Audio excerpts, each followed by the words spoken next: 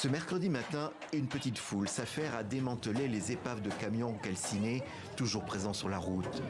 Dans le grand dénuement des déplacés qui vivent ici à Kanya-Ruchinia, au nord de Goma, le moindre morceau de métal peut avoir de la valeur.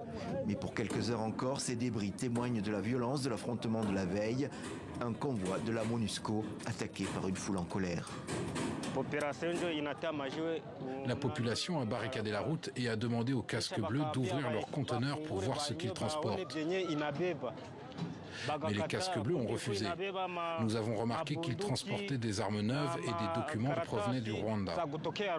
Et c'est ce qui a fait éclater la tension. Ensuite, les casques bleus ont ouvert le feu et tué des civils. Plusieurs civils ont été tués et 4 camions ont été incendiés. Une flambée de violence qui illustre la grande tension qui règne à Goma et sa région, confrontée à l'avancée du M23. Une rébellion que les Congolais assimilent à des Rwandais, même si Kigali dément avec constance la soutenir.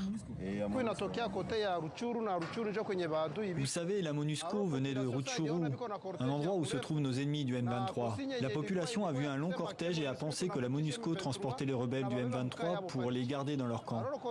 Alors, la population a exigé que la MONUSCO ouvre les conteneurs. Les manifestations et l'hostilité se sont multipliées depuis l'année dernière contre la MONUSCO, la mission des Nations Unies au Congo. Les habitants lui reprochent son incapacité à mettre au pas les groupes armés qui ravagent l'est du Congo.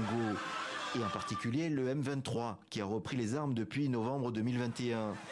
Et depuis peu, la même hostilité est apparue contre la force régionale est-africaine, accusée de passivité. Une manifestation a eu lieu lundi à Goma.